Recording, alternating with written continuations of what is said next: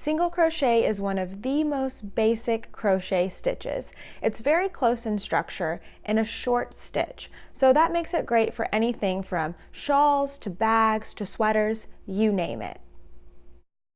To begin, make a slip knot and then chain 11 stitches. In single crochet, we always need to chain one more chain stitch than the number of single crochets that we want. In this case, we want 10 single crochet stitches, so we need to start with 11 chains. Now it's time to make our single crochet stitch. We do have an extra chain here that we're going to skip in the beginning. This is our turning chain, and since single crochet is a short stitch, we only need one turning chain. So skip this first chain and we're going to begin in the second chain. On my very first row, I just like to go into the back side of the stitches. Everyone has a different preference for how they like to do the first row, but I would recommend this way for beginners as it is the easiest. Skipping the first stitch, let's go into our second chain.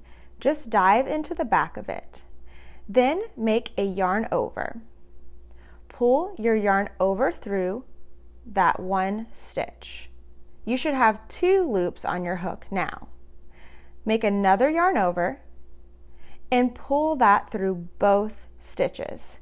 That completes your first single crochet. Now we'll repeat single crochet in the next chain. To figure out where the next chain is, pull your stitches apart a little bit. You can see that we've already come into this chain here, so now we need to move on to the next one. With your hook, dive into that stitch, yarn over, and pull up a loop. You should have 2 loops on your hook. Yarn over and pull through both loops on your hook, and that completes your single crochet stitch. Repeat the steps for single crochet all the way across, making sure you get into the last chain. I'm here at the end of my first row. I've got 1 chain stitch remaining.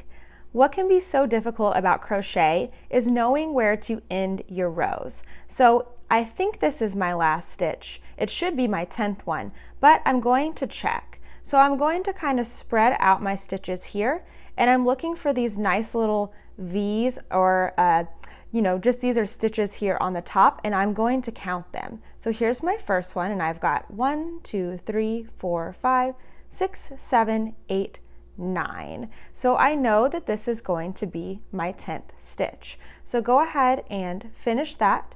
Yarn over, pull through, yarn over, pull through both loops, and your first row of single crochet is complete. Now we're going to do the second row of single crochet. The second row and all of the other rows of single crochet are exactly the same. Now everyone has a preference here on how they do their turning chains. I like to do my turning chain before I actually turn my piece of crochet around. So before I turn, I'm going to make a chain 1, yarn over, and pull through. That gives me an extra little chain here on the end that will help me get the height that I need at the end of my rows. Remember at the beginning how we skipped 1 chain? That's exactly what this turning chain does for us. It gives us a little bit of height. So now that I've done my turning chain, it's time to turn this entire piece around. I like to turn mine around clockwise, so that is in the direction in the hands of a clock. And then I just sort of rearrange things so that I'm holding my piece and ready to go again from right to left. So let's look at how to begin the second row of single crochet and all rows after. I do have a chain stitch right here. And just like on the first row, I'm going to skip that very first chain stitch. I'm going to single crochet in every single crochet that I made in the previous row. And if I do it correctly, I should have 10 single crochets again. When you're first starting, it's really good to count your stitches every single row and just make sure you're starting to see where you need to go. So let's skip that chain stitch, and we're going to start with this first stitch here. Skip the chain stitch, and now we're going to go into the first stitch. What makes the second row and all other rows different from that first row is you're actually going to put your hook into the entire stitch, which is 2 strands here. So let's look at what that looks like from the front. Here's the space that I have, and I'm going to go underneath it, and that ends up grabbing the entire stitch, those 2 strands. It is just one stitch though, so we're treating it as one thing. So again, we're skipping that chain stitch, diving right into that first stitch, it's 2 strands, and then we repeat the same things we did before.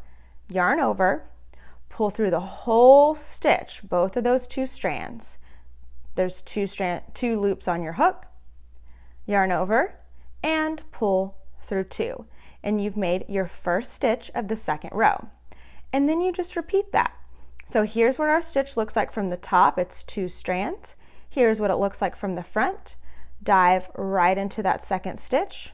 It is 2 strands. Yarn over, pull through that whole stitch, 2 loops on the hook, yarn over, and pull through 2. Just carry on doing those same steps all the way across, and I'll meet you at the end so we can count our stitches. I'm at the end of my second row. I believe that I am at that last stitch here, but I want to double check, so again, I'm going to count. So I'm just going to kind of pull out these 2 little rows that I have, and I can see my first stitch very clearly here from the top.